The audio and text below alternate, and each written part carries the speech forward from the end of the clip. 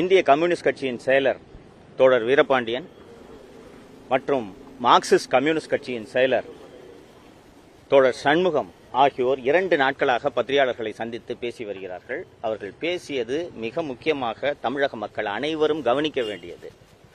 அது போதுமான கவனம் பெறவில்லை என்று நான் நினைக்கிறேன். திரு சண்முகம் அவர்கள் நிதானமானவர், அன்பானவர். அவர் இவ்வளவு கோபப்பட்டு நான் பார்த்ததே கிடையாது. புதுக்கோட்டையில் செய்தியாளர்களை சந்தித்த போது மிக கோபமாக திமுகன்னு ஒரு கூட்டணியே கிடையாதுங்க என்று சொன்னார். அதே போல நேற்று செய்தியாளர்களை சந்தித்த இந்திய கம்யூனிஸ்ட் கட்சியின் செயலர் தோழர் வீரபாண்டியன் 2 மாதங்களில் தாவேக ஆட்சி கவிழும் என்று திமுக தலைவர் சொல்வது அவருக்கு அழகல்ல என்று சொன்னார்.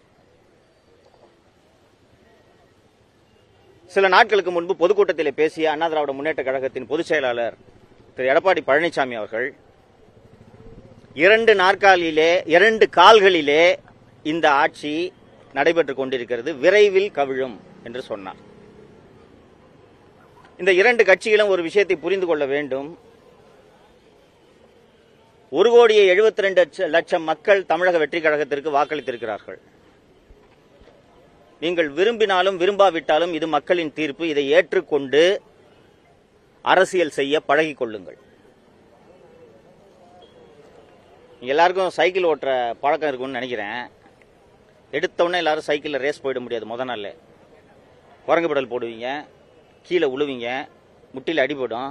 பிறகுதான் உங்களால் அழகாக சைக்கிளை ஓட்ட முடியும். தமிழக வெற்றி கழகம் மற்றும் அதன் தலைவர் மற்றும் அமைச்சர் பெருமக்கள், எம்எல்ஏக்கள் ஆகியோருக்கு அரசியல் அனுபவமே கிடையாது. அதற்கு பிறகுதான் நிர்வாக அனுபவம். நாம் அனைவரும் 1,72,00,000 பேர் சேர்ந்து வாக்களித்து அந்த அரசை தேர்ந்தெடுத்திருக்கிறோம். குறைந்தபட்சம் ஒரு 6 மாத காலமாவது இந்த அரசுக்கு அவகாசம் கொடுக்க வேண்டுமா வேண்டாமா? 2 மாசத்துல கவிழும், 3 மாசத்துல கவிழும் 2 திராவிட கட்சிகளும் சொல்லிக் கொண்டிருக்கின்றன. ஒருவேளை 2 மாதத்திலே தாவேக ஆட்சி கவிழ்ந்து மீண்டும் தேர்தல் வருமானால் 230 இடங்களில் தாவேக வெற்றி பெறும். தமிழக வெற்றி கழகம் மற்றும் விஜய் அவர்களோடு தமிழக மக்கள் இருக்கிறார்கள். இந்த எதிர்க்கட்சிகள் அத்தனையும் ஒரு புறம் இருக்கின்றன. சரி, ஒருவேளை 2 மாசத்துல இந்த ஆட்சி கவுந்து தேர்தல் நடந்துச்சுன்னா திமுகவாவது போட்டி போடுற நிலைமையில இருக்கு. அதிமுகவுக்கு கட்சி இருக்கா? எடப்பாடி பழனிசாமி அவர்கள் இதை யோசிக்க வேண்டும். அதிமுக ஒரு கட்சி இருக்கா? கொத்து கொத்தாக சாரி சாரியாக அதிமுகவில் இருந்து அணி அணியாக சென்று கொண்டிருக்கிறார்கள் தாவேகாவை நோக்கி. முன்னாள் அமைச்சர் பெருமக்கள் திரு கடம்பூர் ராஜு, உடுமலை ராதாகிருஷ்ணன் போன்றோர் பெரிய மனது பண்ணி இந்த கட்சியில ஏத்துக்கிட்டதுக்கு நன்றி என்று சொல்லி தாவேகாவில் சென்று சேர்கிறார்கள் என்றால் அந்த கட்சியின் நிலைமை என்னவென்பதை திரு பழனிசாமி அவர்கள் யோசித்துக் கொள்ள வேண்டும். தமிழக மக்கள் 4/5/2006க்கு பிறகு என்ன நடந்தது என்பதை தெரிந்து கொள்ள வேண்டும். இந்த அரசியல் தலைவர்கள் அத்தனை பேரின் மறுபக்கம் என்ன என்பதை தமிழக மக்கள் தெரிந்து கொள்ள வேண்டும் என்பதற்காகத்தான் நான் இன்று உங்கள் வாயிலாக தமிழக மக்களை சந்திக்கிறேன். தோழர்களே, 4/5/2026 அன்னைக்கு ரிசல்ட் சாயங்காலம் வந்துருச்சு. 108 தாண்டல தாவேக. இவங்க 47, திமுக 72. யாருக்குமே என்ன பண்றதுன்னு தெரியல. ரிசல்ட்டை பார்த்துக்கிட்டு இருந்த உதயநிதி டிவியை உடைச்சு அம்மா கிட்ட போய் அழுகுறாரு. எப்படி விஜய இந்த முதலமைச்சர் நாற்காலியில் அமர்ந்து நான் பார்ப்பேன், என்னால் தாங்க முடியாதே என்று அன்னியார் திருமதி துர்கா ஸ்டாலின் அவர்களிடம் அழுததும் துர்கா ஸ்டாலின் சேகர்பாபுவை கூப்பிட்டு, தம்பி அழுவுது, நீங்களாம் எதுக்கு இருக்கிறீங்க, ஏதாவது பண்ணுங்க என்று சொன்னதும் சேகர்பாபு இதர திமுக எம்எல்ஏக்களிடம் பேசி வேலு, அனிதா ராதாகிருஷ்ணன் போன்றோர் எடப்பாடி பழனிசாமியை தொடர்பு கொள்கிறார்கள். எடப்பாடி பழனிசாமியை உதயநிதி, ஏவா வேலு, அனிதா ராதாகிருஷ்ணன் போன்றோர் தொடர்பு கொண்டது அதிமுகவில் இருக்கக்கூடிய இதர எம்எல்ஏக்களுக்கு, முன்னாள் அமைச்சர்களுக்கு தெரியாது. அவர்கள் எப்படியாவது ஆட்சி அமைக்க அவங்களுக்கு தெரிஞ்சது என்ன? திமுக கூட போய் இப்படி யாராவது உறவு வைப்பாங்க, அதிமுக இருந்து திமுக கூட உறவு வைப்பாங்கன்றதை அவங்களால நினைச்சு கூட பார்க்க முடியல. சோ அவர்கள் என்ன செய்கிறார்கள்? சரி, தாவேகாக்கு மெஜாரிட்டி இல்ல, 8-9 சீட்டு குறையுது, நாம ஆதரவு தர்றோம், எங்களுக்கு அமைச்சரவையில் பங்கு கொடு என்று இவர்கள் வேலுமணி, தங்கமணி, சி.வி. சண்முகம் உள்ளிட்டோர் தாவேகாவில் ஆதவ அர்ஜுனா, ஜான் ஆரோக்கியசாமி உள்ளிட்டோரோடு பேச்சுவார்த்தையை தொடங்குகிறார்கள். தாவேகாவுக்கு அன்னைக்கு அரசியலுக்கு புதிதல்லவா, என்ன பண்றதுன்னு தெரியல. தாவேக அண்ணா திராவிட முன்னேற்ற கழகத்திற்கு அளிப்பதாக சொன்ன அமைச்சரவைகளின் எண்ணிக்கை 15. எந்த மினிஸ்ட்ரி வேணுமோ நீங்க எடுத்துங்க. இது இனிஷியல். இது 4 இரவு 5 காலையில் பகலில் நடப்பது. போய் இவங்க எல்லாம் பேசிட்டு 15 மினிஸ்ட்ரி கிடைக்குதுன்னா அப்பாடி ரைட்டு, கவர்மெண்ட் ஃபார்ம் பண்ணிடலாம், கட்சியை காப்பாற்றிடலாம் என்று திரு எடப்பாடி பழனிசாமி அவர்களிடம் வேலுமணி, சி. சண்முகம், காமராஜ் எல்லாம் சென்று பேசும்போது, அதெல்லாம் வேணாம் தம்பி, திமுக நமக்கு ஆதரவு தரேன் இருக்காங்க, பொறுமையா இருங்க, நான் பாத்துக்கிறேன். ஆனா எப்படின்னு திமுக ஆதரவுல நம்ம எப்படி ஆட்சி அமைக்கிறது என்று கேட்டதற்கு விசி கேக்கு 2 அமைச்சரவை, ஐயுஎம்எலுக்கு அமைச்சரவை, அடுத்து அமமுகக்கு ஒரு அமைச்சரவை, பாட்டாளி மக்கள் கட்சிக்கு அமைச்சரவை. அண்ணே இருக்கட்டும்னே, திமுக ஆதரவுல நம்ம எப்படின்னு ஆட்சி அமைக்கிறது? அம்மாவோட ஆவி நம்மளை மன்னிக்காதுன்னு என்று சொல்லும் போது, அப்ப அவங்க வெளியில இருந்து ஆதரவு தராங்க, அது அதிமுக ஆட்சி தான் என்று சொல்கிறார். இதற்கு நடுவே தாவேகாவில் இருந்து அதிமுக எம்எல்ஏக்களை தூக்குவதற்கான வேலைகளில் ஆதவ அர்ஜுனா ஈடுபடுகிறார். இது நடந்துகிட்டு இருந்தவனே எடப்பாடி பழனிசாமி என்ன சொல்றாருன்னா, தம்பி நீங்க எம்எல்ஏ எல்லாம் கூட்டிட்டு போய் பாண்டிச்சேரியில் இருங்க, நான் பாத்துக்கிறேன் என்று சொன்னதும் வேலுமணி உள்ளிட்ட சண்முகம் உள்ளிட்டவர்களுக்கு மனது பொறுக்கவில்லை. அண்ணா என்னதான் இருந்தாலும் என்ன திமுக கூட போய் எப்படின்னு அண்ணே 108 வாங்கியிருக்காங்கண்ணே, அவங்களுக்கு ஆதரவு கொடுத்தா கூட பரவாயில்லன்னு ஒரு அர்த்தம் இருக்குண்ணே, வெளியில இருந்தாவது ஆதரவு கொடுக்கலான்னு. அண்ணே திமுக ஆதரவுல நம்ம ஆட்சி அமைச்சா ஜனங்க கல்ல விட்டு எறிவாங்கண்ணே, வேண்டானே என்று சொல்லும்போது, தம்பி நான் சொல்றது கேளு என்று சொல்லி ஊடகங்களில் அந்த செய்தி வந்திருக்கும், நீங்க பார்த்திருப்பீர்கள். எடப்பாடி பழனிசாமி விரைவில் நல்ல செய்தி வரும் என்று ஒரு கருத்தை பதிவு செய்தார், உங்களுக்கு ஞாபகம் இருக்கும். இதுதான் அந்த நல்ல செய்தி. இதற்கு நடுவே இதை அடுத்த கட்டத்திற்கு கொண்டு செல்வதற்காக எடப்பாடி பழனிசாமி என்ன செய்தார் என்பது தமிழக மக்கள் தெரிந்து கொள்ள வேண்டும். எனக்கே இதை கேள்விப்பட்ட போது மிக மிக அதிர்ச்சியாக இருந்தது. பல பேரிடம் பேசி, சம்பந்தப்பட்டவர்களிடம் பேசி நான் இதை உறுதி செய்த பிறகே உங்கள் முன்னால் பதிவு செய்கிறேன். எடப்பாடி பழனிசாமி பாஷ்யம் கட்டுமான நிறுவனத்தின் உரிமையாளர் திரு அபினேஷின் வீட்டில் சபரீசனையும் உதயநிதியையும் சந்திக்கிறார். அப்போது சபரீசனுடைய போனில் மு.க. ஸ்டாலின் வந்து பேசுகிறார். எங்களுக்கு அமைச்சரவையில் இடம் வேணாம், உங்களுக்கு எந்த தொல்லையும் கொடுக்க மாட்டோம், ஒரே ரெக்வெஸ்ட், எங்க மேல கேச போடாதீங்க, ஊழல் எல்லாம் கண்டுக்காதீங்க, நாங்க உங்களுக்கு ஆதரவு தரோம், எப்படியாவது இதை முடித்துக் கொடுங்கள் என்று சொன்னதும் திரு பழனிசாமி அவர்களுக்கு கிட்டத்தட்ட முதல்வரான நினைப்பு வந்து விடுகிறது. ஒத்துக்கவே மாட்டேங்கிறாரு. இதுல ரொம்ப குறிப்பிடத்தக்க விஷயம் என்னவென்று கேட்டீர்கள் என்றால், திருமாவளவன் இந்த உடன்படிக்கைக்கு ஒத்து வரவில்லை. அவர்கள் கட்சியில் இருக்கக்கூடிய 2 எம்எல்ஏக்களுக்கும் அவங்க அமைச்சராக வராங்கல்ல, அதனால ஓகே, அவங்க சந்தோஷமா இருந்தாங்க. ஆனால் திருமாவளவன் இதற்கு ஒப்புக்கொள்ளவில்லை, உறுதியாக மறுக்கிறார். இந்த சூழலில் தான் மார்க்சிஸ்ட் கம்யூனிஸ்ட் கட்சி திமுக ஆதரவில் அதிமுக ஆட்சி அமைத்தால் நாங்கள் அதை எதிர்ப்போம், ஒப்புக்கொள்ள மாட்டோம் என்று சொல்கின்றனர். ஒரு ஸ்டேல்மேட் வந்துருது. தாவேகாக்கு அடுத்த கட்டத்துக்கு எப்படி கொண்டு போகணும்னு தெரியல. மார்க்சிஸ்ட் கம்யூனிஸ்ட் கட்சி ஆதரவு கேட்கறாங்க, விசிக்கு ஆதரவு கேட்கறாங்க. அவங்க நாங்கள் ஆதரவு தர்றோமா இல்லையான்றதை பத்தி எதுவுமே பேசல. இதற்குள் அதிமுக ஆட்சி அமைப்பதற்கு திமுக ஆதரவு எம்எல்ஏக்களின் ஆதரவு கடிதத்தை கொடுக்கிறார்கள். இதுக்கு நடுவில் டிவிக்கே அமமுக எம்எல்ஏ தூக்கிடுறாங்க, கார்ல வச்சு கையெழுத்து வாங்கினாங்கன்னு ஒரு வீடியோக்கள் வந்திருந்ததை நீங்கள் பார்த்திருப்பீர்கள். டிடிவி தினகரன் இம்மிடியேட்டா இன்னைக்கு நைட்டு போய் கவர்னர் பாக்குறாரு. கவர்னரை பார்த்துட்டு இது போல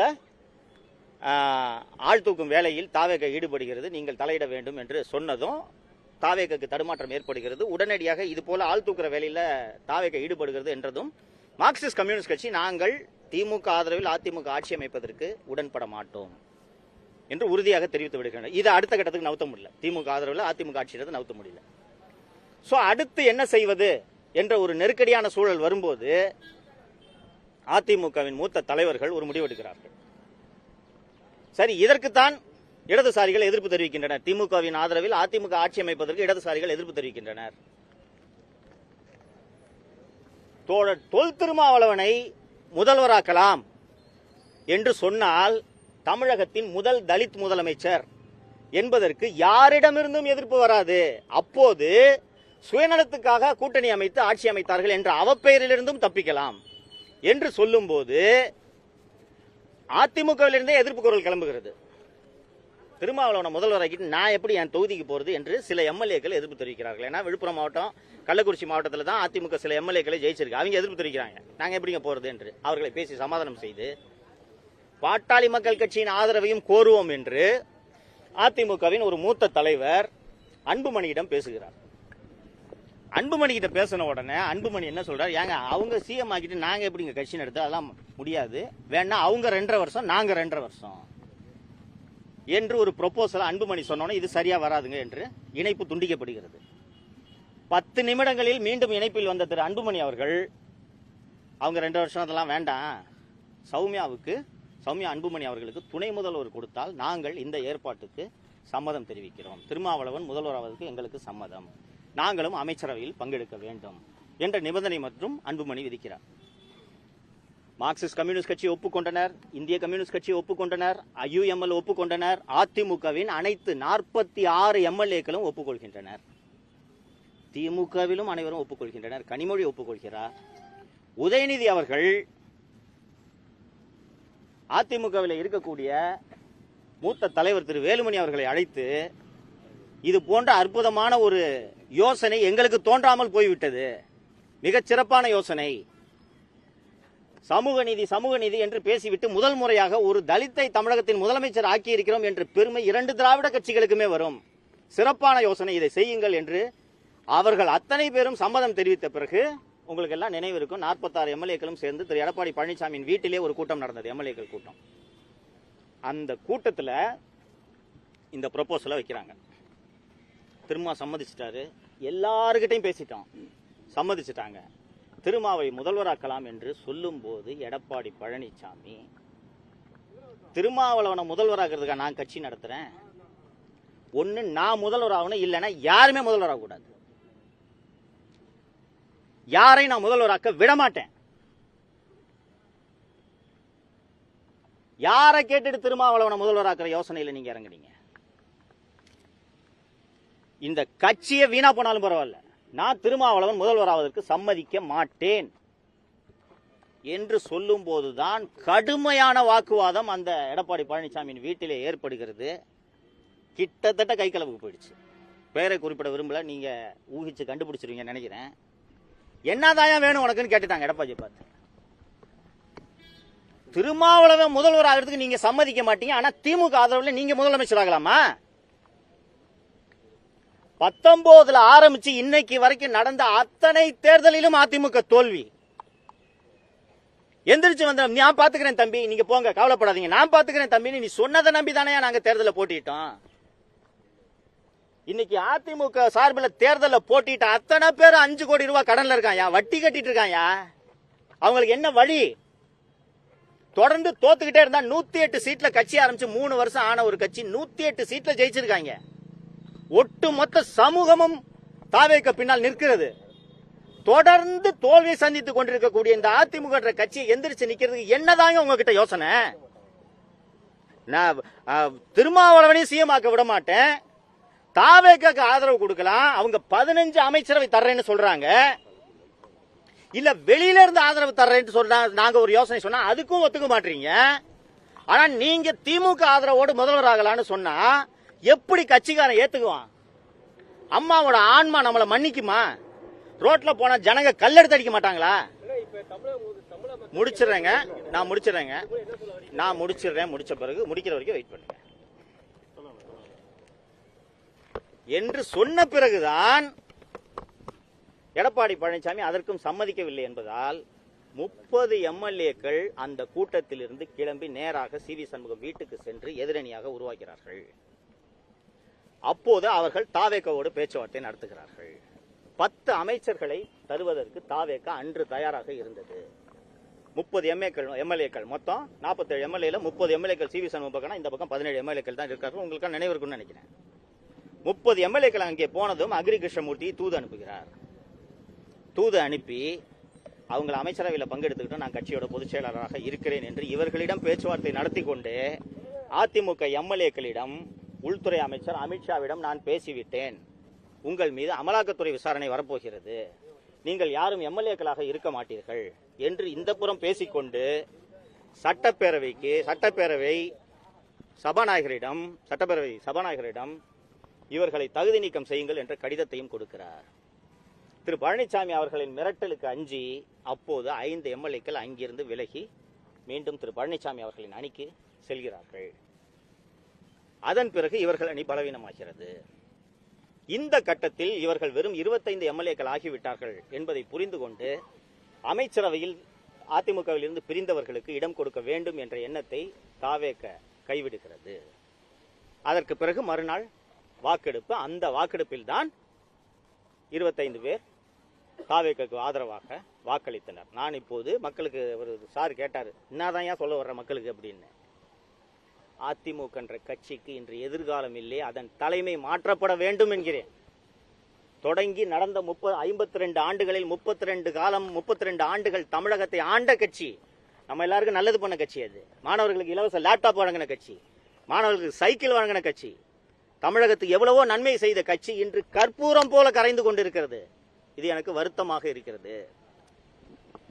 எனக்கு அதிமுகவை சேர்ந்த வழக்கறிஞர்கள் தான் தமிழகத்தின் பல்வேறு மாவட்டங்களில் நீதிமன்றங்களில் எனக்காக ஆஜரானார்கள். அவர்களில் 90% இன்று தாவேக்காவில் இருக்கிறார்கள். திருச்சி மாவட்டத்திலே எனக்காக ஆஜரான எனது அன்பிற்குரிய நண்பர் திரு முல்லை சுரேஷ் அவர்கள் உட்பட இன்று பலர் தாவேக்காவிற்கு சென்று விட்டனர். தமிழகத்தின் இன்னொரு காங்கிரஸ் கட்சியாக அதிமுக மாறிவிட்டது. காங்கிரஸ் கட்சியான தலைவர்கள் மட்டும்தான் இருப்பாங்க, தொண்டர்களே இருக்க மாட்டாங்க. இன்று வம்படியாக விடாப்படியாக தாவேக அரசை கவிழ்த்தே தீருவேன் என்று கங்கணம் கட்டி கொண்டிருக்கிறார் திரு எடப்பாடி பழனிசாமி. இன்று தாவேக அரசு கவிழ்ந்தால் அவரால் தேர்தலில் வெற்றி பெற முடியுமா? ஒன்றுபட்ட அதிமுக இருந்து தாவேக என்ற ஒரு கட்சி ஒரு போர்ஸா இல்லையா என்பதே தெரியாத போதே நீங்கள் வெறும் 47 இடங்களில் வெற்றி பெற்றீர்கள். இன்னைக்கு கட்சி கற்பூரம் மாதிரி கரைஞ்சு போச்சு, எலும்பு கூட தான் இருக்கு. இன்னைக்கு ஆட்சி தாவேக ஆட்சி கவிழ்ந்துச்சுன்னா எப்படி சார் நீங்க தேர்தலில் போட்டியிட்டு வெற்றி பெறுவீர்கள்? எப்படி வெற்றி பெற முடியும்? இன்னைக்கு ஒரு இளைஞர்களின் ஆதரவு இல்லாத கட்சி வெற்றியை பெற முடியாது என்ற நிலைக்கு இன்றைக்கு தமிழக அரசியல் ஆளாகி இருக்கிறது. அப்படி இருக்கும்போது 72 வயதான திரு எடப்பாடி பழனிசாமியால் அண்ணா திராவிட முன்னேற்ற கழகத்தை எப்படி வழிநடத்த முடியும்? இந்த கேள்வியை அண்ணா திராவிட முன்னேற்ற கழகத்தில் இருக்கக்கூடிய தொண்டர்கள் எழுப்ப வேண்டும் என்று நான் கேட்டுக்கொள்கிறேன். திமுக இந்த பக்கம் எடுத்துக்கிட்டீங்கன்னா நீங்க எல்லாம் தப்பே பண்ணது இல்லையாங்க. உங்களோட ஜென்ம எதிரி உங்களை ஒழிக்கணுன்றதுக்காகவே உருவான அதிமுக ஆட்சிக்கு ஆதரவு தரேன்ட்டு போறீங்களே, உங்களுக்கு வெட்கமாக இல்லையா? 108 சீட்டு ஒரு கட்சி வாங்கி இருக்கு. அந்த கட்சி எதிர்கட்சி வரிசையில் உட்கார வச்சுக்கிட்டு எதிரிகள் இருவரும் கைகோர்க்க வேண்டும் என்று சொன்னால் 1,72,00,000 வாக்காளர்களை நீங்கள் இழிவுபடுத்துவதாகாதா? ஒரு ஆட்சி நடந்துகிட்டு இருக்கு, குறை இருக்குங்க. நான் அந்த குறைகளை சுட்டி காட்டிட்டு தான் இருக்கேன். குறைய சொல்லுங்க. இன்னொன்னு, தமிழக மக்களுக்காக தானே ஆட்சி பண்றாங்க, சொல்லி கொடுங்க சார். அவங்களுக்கு தெரியாது, சொல்லி கொடுங்க. இது தப்பு அது தப்புன்னு ஒரு 6 மாசம் கழிச்சு நீங்க இப்போதும் விமர்சனத்தை செய்யுங்க. ஆனா கவிழணும் ஏங்க சொல்லிட்டு இருக்கீங்க? மீண்டும் ஒரு பொது தேர்தலை நடத்தி தமிழக மக்களின் மீது கடுமையான வரிச்சுமையை ஏற்படுத்துவதற்கும் இந்திய மக்களின் வரிப்பணத்தை செலவு செய்வதற்கும் நீங்கள் வழிவகுக்கிறீர்களா? இன்னொன்று, எந்த நம்பிக்கையில நீங்க திருப்பி இந்த ஆட்சிக்கு தேர்தல் வரணும்னு சொல்றீங்க? உங்களால் ஜெயிக்க முடியுமா? மக்கள் அவ்வளவு பேரும் தாவேக பின்னால் நிற்கிறார்கள். அந்த எல்லாரும் நீங்க தான் அந்த ஆட்சிக்கு வரணும்னு நினைக்கிறீங்க. மக்கள் சரி புதுசுங்க, நானும் பல பேர்கிட்ட பேசுறேன், எப்படி எனக்கு ஆட்சின்னு கேட்டா இல்லங்க பரவாயில்லங்கன்றாங்க, இல்லங்க தப்புலாம் நடக்குதுன்னு கேட்டா இல்ல கத்துக்கிறாங்க புதுசுங்க என்கிறார்கள். அப்படி இந்த ஆட்சியை உடனடியாக கவிழ்க்க வேண்டும் என்று உங்களுக்கு ஏன் இந்த அதிகார வெறி என்று கேட்கிறேன். இன்று ஊடகத்திலே ஒரு செய்தி வந்திருக்கிறது. அதிமுகவின் பன்னீர்செல்வம் அணியிலே இருந்த திரு வைத்திலிங்கம் அவர்கள் திமுகவில் சேர்ந்த பிறகு அவர் மீதான ஊழல் வழக்கை லஞ்ச ஒழிப்புத்துறை ரத்து செய்திருக்கிறது என்ற செய்தி இன்று ஊடகங்களில் வந்திருக்கிறது. அப்ப திமுக அதிமுகவும் நீங்க எல்லாம் கூட்டணி சேர்ந்துகிட்டு 60 ஆண்டுகளாக தமிழகத்தை கொள்ளையடித்தீர்கள் என்பதை தமிழக மக்கள் கண்டுபிடித்து தானே 2 வருஷம் ஆன கட்சிக்கு ஓட்டு போட்டிருக்காங்க. இதை 2 திராவிட கட்சிகளும் சிந்திக்க வேண்டும். திராவிட கட்சிகளுக்கான காலம் முடிந்து விட்டது. தாவேகாவை ஆள விடுங்கள். தாவேகா தவறு செய்தால் மக்கள் கேள்வி கேட்பார்கள், சும்மா விட மாட்டாங்க. திமுக அதிமுக ரெண்டையும் தூக்கி போட்ட ஜனங்களுக்கு தாவேகாவை தூக்கி போட தெரியாதா? மக்களுக்கு தெரியும். ஆள விடுங்கள், அவகாசம் கொடுங்கள் என்று கேட்கிறேன். தமிழ்நாட்டில் தொடர்ந்து அதிகரிச்சிட்டு இருக்கு. அது காரணம் வந்து தாவேகா அரசு சரியா செயல்படலன்னு எதிர்கட்சி எல்லாமே குற்றம் சாட்டுறாங்க. எப்படி சார் இந்த நிலையில வந்து இன்னைக்கு வந்து அமைச்சர் வந்து ஒரு வீடியோ வெளியிட்டிருக்காரு, புடுங்குற மாதிரி 2 பேர் கைது பண்ணியிருக்காங்க. 2 கேள்விக்கு இணைச்ச பதில் சொல்றேன். முதலமைச்சர் அவர்கள் இந்த மின்வெட்டு பிரச்சனையில் தீவிர கவனத்தை செலுத்த வேண்டும். இந்த பாருங்க, நான் பப்ளிக் கை கொண்டு வச்சிருக்கேன். ராத்திரி 10 மணிக்கு கரண்ட் போய், இந்த சம்மர்ல கரண்ட் போய் என் குழந்தை அழுதுச்சுன்னா என் கோபம் முழுக்க அரசின் மீது திரும்பும். ஃபியூஸ் கேரியர் பிடிக்கிட்டு போறாங்க, சபடாச் பண்றாங்க, ஒயரை வெட்டி விடுறாங்க, எல்லாமே இருக்கு. ஆனா பொதுமக்களான எனக்கு இதை பத்திலாம் கவலை இல்லை. எனக்கு வீட்டில் கரண்ட் வேணும். சோ தீவிர கவனத்தை செலுத்தி தமிழக அரசு இதன் மீது நடவடிக்கை எடுக்க வேண்டும். 1. மின்சாரத்துறை அமைச்சர் திரு நிர்மல்குமார் அவர்களுக்கு ஏகப்பட்ட துறைகள் வழங்கப்பட்டுள்ளன. மின்சாரத்துறையும் அவர் பார்க்கிறாரு, லஞ்ச ஒழிப்புத்துறையும் அவர் பார்க்கிறாரு. லஞ்ச ஒழிப்புத்துறைக்காக மட்டும் பிரத்யேகமாக ஒரு அமைச்சரை நியமித்து 24 மணி நேரமும் இயங்க வேண்டிய அளவுக்கு திமுக ஆட்சியில் ஊழல் நடந்திருக்கிறது. அந்த துறையும் அவர்கிட்ட கொடுத்துட்டு மின்சாரத்துறையும் அவர்கிட்ட கொடுத்துட்டு இருக்கீங்க. நான் ஏற்கனவே நேற்று ஒரு பத்திரிகையாளர் சந்திப்பில் சொன்னேன். கிட்டத்தட்ட 10 ஆண்டு காலம் அதிமுக ஆட்சியில் சுகாதாரத்துறை செயலராக இருந்து கொள்ளையடித்தவர் தான் ராதாகிருஷ்ணன் ஐஏஎஸ். அதற்கு பிறகு திமுக ஆட்சியில் 1 வருடம் சென்னை மாநகராட்சி ஆணையராக கொள்ளையடித்தார். மீண்டும் சுகாதாரத்துறை செயலராக கொள்ளையடித்தார். கடைசியாக கொள்ளையடிப்பதற்கு இவர் உகந்தவர் என்பதற்காக தான் திரு ராதாகிருஷ்ணனை செந்தில் பாலாஜி தேர்வு செய்து மின் வாரியத்திற்கு நியமித்தார். அவரையே அங்க தொடர வச்சுக்கிட்டு நீங்க என்ன சார் மின்சாரத்துறை நிர்வாகம் பண்ண போறீங்க? அண்ட் அவரு நண்பர் கேட்டாரு, இந்த அமைச்சர் வீடியோ வெளியிட்டிருக்காரு. இது நடக்குது. நான் ஏற்கனவே சொன்னதோட தொடர்ச்சி தான். இந்த ஆட்சி நல்லா இருக்க கூடாது, நாசமா போகணும்ட்டு திமுக விரும்புது, அதிமுக விரும்புது. பண்ணுவாங்க, ஃபியூஸை பிடிங்கி விடுவாங்க, ஒயரை கட் பண்ணி விடுவாங்க, மின்வாரிய தொழிலாளர்களை தூண்டி விட்டு வேலை நிறுத்தத்தில் ஈடுபடுவார்கள். இதெல்லாம் சமாளிச்சு தான் ஆகணும். இதுக்கு தான் அவருக்கு அவகாசம் கொடுக்கணும். புரியுதா? இதெல்லாம் பண்ணுவாங்க. இந்த திமுக அதிமுக 2 பேரையும் சகிச்சுக்க முடியல. நீங்க வந்திருந்தா பரவாயில்லைங்க, நான் வந்திருந்தா பரவாயில்லைங்க. எவனோ ஒருத்தன் சினிமா நடிச்சிருந்தவன் வந்து உட்கார்ந்துட்டு இப்படி எப்படிங்க இதை சகிச்சுட்டு இருக்குது. அவனை ஆட்சி நடத்த விடாம நாசம் பண்ணலாம். இப்படி இது நடக்கிறதுனால கரண்ட் போய் நாம தான் கஷ்டப்படுறோம். நாம அதை புரிஞ்சுக்கணும். இதை நம்ம எல்லாரும் சேர்ந்து கண்டிக்கணும். ஓகேங்களா? சாப்பாட்டாச்சு நடக்குதுங்க. பீச பிடிங்கி விடுறது, குறிப்பாக சென்னையின் புறநகர் பகுதிகளில் வேண்டுமென்றே மின்சாரத்தை இணைப்பை துண்டிக்கும் வேலை நடந்து கொண்டிருக்கிறது. அண்ணாமலை வந்து புதுசா ஒரு இயக்கம் ஆரம்பிச்சிருக்காரு. அது பிஜேபி பெரிய பின்னடை ஏற்படுத்துமா, இல்ல தமிழ்நாட்டில் ஏதோ ஒரு அரசியல் ரீதியான தாக்கத்தை ஏற்படுத்துமா? சார், நம்ம கொஞ்சம் பொறுத்திருந்து தான் பார்க்கணும்னு நினைக்கிறேன். இது தொடக்கம். அவர் ஏற்கனவே நடத்தி கொண்டிருந்த ஐபிஎஸ் பணியை ராஜினாமா செய்து விட்டு 2020 அவர் வரும்போது 19 என்று நினைக்கிறேன், 19 ராஜினாமா பண்றாரு. 19 20 பிஜேபியில ஜாயின் பண்றதுக்கு முன்னாடி அவர் நடத்தி கொண்டிருந்த அந்த வி த லீடர் இயக்கத்தை ரெனியூ பண்ணிருக்காரு. இது அரசியல் இயக்கமாக இன்னும் உருப்பெறவில்லை. அது ஒரு ஷேப்புக்கு வந்த பிறகு நாம் கருத்து சொல்வதுதான் சரியாக இருக்கும் என்று நான் நினைக்கிறேன். தமிழ்நாட்டில் தொடர்ந்து இந்த போதைப் பொருள் கலாச்சாரம் சமீபம் அதிகமா இருக்கு. நிறைய சிறுமிக்கு பாலியல் தொந்தரவு புகார்கள் நிறைய நடந்துட்டு இருக்கு. எப்படி இதை கட்டுப்படுத்துறதுக்கு இன்ன வரைக்கும் எந்த நடவடிக்கை எடுக்கலன்னு ஒரு குற்றச்சாட்டும் இருக்கு. இல்ல, எடுக்கலன்னு சொல்ல முடியாதுங்க. Land order review 2-3 review CM நடத்திட்டாரு. இன்னைக்கு இந்த சிங்கப்பெண் படை தொடக்க விழா நடக்குதுன்னு நினைக்கிறேன். போதைப் பொருளுக்கும் 2-3 ஆய்வுகளை செய்து விட்டார். நான் தமிழக அரசை பார்த்து சொல்லிக் கொள்வது ஒன்று தான். காவல்துறையின் முக்கால்வாசி ஈரல் திமுக ஆட்சியில் அழுகி போய்விட்டது. அதை சரி செய்வதற்கான பணி கொஞ்சம் கடினமான பணி. முதல்வர் அதில் தீவிரமாக கவனம் செலுத்த வேண்டும். போலீஸ் டிபார்ட்மெண்ட் பிடிச்சி ஒரு உழுக்க வேண்டியதா இருக்கு. அதாவது என்னன்னா, மேல தலைமையை மாத்திருக்காரு, கீழே புறையோடி போயிருக்கும் அந்த ஊழல் அப்படியே இருக்கிறது. போதைப் பொருள் கடத்துபவர்கள், சட்டவிரோத செயல்களில் ஈடுபடுபவர்களோடு இன்னும் கீழ்மட்ட காவல்துறையினர் கரம் கோர்த்து கொண்டுதான் இருக்கிறார்கள். அதை சரி செய்வதற்கான வழிமுறைகளை முதல்வர் அவர்கள் கண்டறிந்து செயல்படுத்தினால்தான் இந்த அளவுக்கான சேஞ்சஸ் வரும். இல்லைன்னா நீங்க மேல டாப்ல 2 பேர் டிஜிபி மாத்துறீங்க, கமிஷனர் மாத்துறீங்க, இதெல்லாம் மாத்தீங்கன்னா கீழே இருக்க அதே ஆள் தான் இருக்காங்க. இப்போ நீங்க ராம்ஜி ஸ்டேஷன் எடுத்தீங்கன்னா போன வருஷம் 6 மாசம் முன்னாடி இருந்த அதே இன்ஸ்பெக்டர் தான் இப்பவும் இருப்பாரு. டவுன் ஸ்டேஷன் இன்ஸ்பெக்டர் பாத்தீங்கன்னா அதே இன்ஸ்பெக்டர் தான் இருப்பாரு. நீங்க இதை மாத்தாம எப்படி அது சரியாகும்? சோ இந்த சீரமைப்பை துரிதப்படுத்த வேண்டும் என்று நான் கேட்டுக்கொள்கிறேன். இப்போ காவல் நிலையத்தில் ஆள் பற்றாக்குறைனால பெரிய அளவுல பாதிப்பு ஏற்பட்டு இருக்கு. இப்போ அதை பற்றி எதுவுமே கன்சிடர் பண்ணுற மாதிரி தெரியும். பண்ணுவாங்கன்னு நினைக்கிறேன். நான் ஏற்கனவே சொன்னது மாதிரி புதியவர்கள் கற்றுக்கொண்டிருக்கிறார்கள். ஸோ அதனால கொஞ்சம் நாம் அவர்களுக்கு அவகாசம் கொடுக்க வேண்டும் என்று நான் நினைக்கிறேன். ஆள் பற்றாக்குறை உட்பட இன்னும் நிறைய பிரச்சனை இருக்கு சார் போலீஸ் டிபார்ட்மெண்ட்ல. இன்னைக்கு நடக்கக்கூடிய லா அண்ட் ஆர்டர் இஷ்யூஸ்க்கு பெரும்பாலான issues core issues, fundamental issues இருக்கு. அந்த ஃபண்டமெண்டல் இஷ்யூஸை அட்ரஸ் பண்றதுக்கு முதல்வர் அவர்களுக்கு உள்ளபடியே தெரியாது, என்ன இஷ்யூன்றதே தெரியாது. ஃபர்ஸ்ட் இது வரைக்கும் இஷ்யூவே ஐடென்டிஃபை பண்ணல. ஸோ நல்ல அதிகாரிகள் நியமித்திருக்கார். அவர்கள் துணையோடு இந்த அடிப்படையான ஃபண்டமெண்டல் இஷ்யூஸை கண்டறிஞ்சு அதை கலைந்தால் தான் இந்த சட்டம் ஒழுங்கு பிரச்சனையை நீங்க சரி பண்ண முடியும். நீங்க நைட்டு பெட்ரோல, அதாவது பைக்ல ஜீப்ல போறதுக்கு பதிலாக போலீஸ்காரங்களை ரோட்ல நடக்க விட்டா குற்றம் குறைஞ்சிருமான்லாம் இல்ல. ஜீப்லயாவது வேகமா போகலாம், நடந்து போனீங்கன்னா அடுத்த தெருக்கு போய் கிரைம் பண்ணிட்டு போயிடுவாங்க. ஸோ ஃபண்டமெண்டல் சேஞ்சஸ் பண்றதுக்கான வழிமுறைகளை முதல்வர்கள் கண்டறிய வேண்டும். இந்த ஒரு மாசத்துல மன அழுத்தத்தில் இருக்கிறதா சொல்லி காவல்துறை அதிகாரி சொல்றாங்க. குறிப்பா அந்த வார விடுமுறை கொடுக்கணும், ஆனா இது வரைக்கும் அது காவல்துறை யாரும் கொடுக்கல. பணி சுமை அதிகமா இருக்கு, அதனால அந்த பேர் தற்கொலை பண்ணி சூழ்நிலை ஏற்படுதுங்கிறாங்க. இதுக்கு எந்த அரசு நடவடிக்கை இருக்கு? மகேஷ்குமார் அகர்வால் என்ற ஒரு அற்புதமான அதிகாரி தமிழக காவல்துறையின் தலைமை இயக்குநராக வந்துள்ளார். நீங்கள் சொல்ற இஷ்யூ உட்பட எல்லா இஷ்யூவையும் அவர் அட்ரஸ் பண்ணுவார் நம்பிக்கை எனக்கு இருக்கிறது. நீங்க சொல்றது காலங்காலமாக இருந்து கொண்டிருக்கக்கூடிய இஷ்யூ, இதையும் அட்ரஸ் பண்ணுவார். பட் அதை விட ரொம்ப முக்கியம் இன்னைக்கு கிரைம் பிரிவென்ஷன் அண்ட் டிடெக்ஷன்.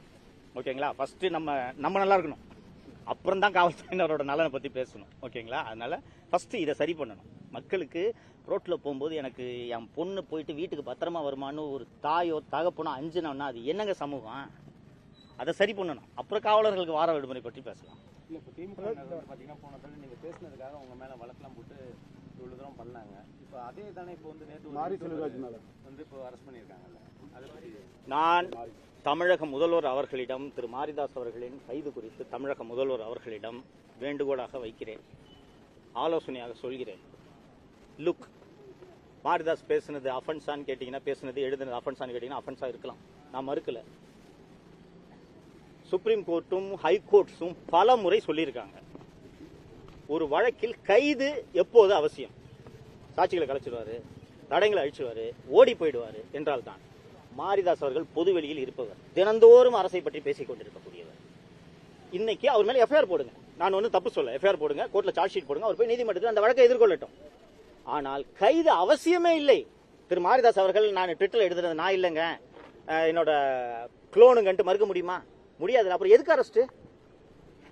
கூட இருக்கிற அதிகாரிகள் அல்லது அமைச்சர் பெருமக்களே சில பேர் தாவேக்கவினரே தூண்டி விடுவாங்க, அண்ணா தூக்கி உள்ள வச்சாதானே பயம் இருக்கும் அப்படின்னு. ஆனால் மக்கள் அரசை எதிர்த்து மாரிதாஸ் அவர்கள் பேசுவதால் தான் கைது செய்யப்பட்டிருக்கிறார் என்றுதான் பேசுவார்கள். இப்படி என்னையும் மற்றவர்களையும் கைது செய்ததற்கான விலையை மு.க. ஸ்டாலினே கொளத்தூரில் கொடுத்தார் என்பதை முதல்வர் அவர்கள் நினைவில் கொள்ள வேண்டும் என்றதை நான் சொல்லிக்கிறேன்.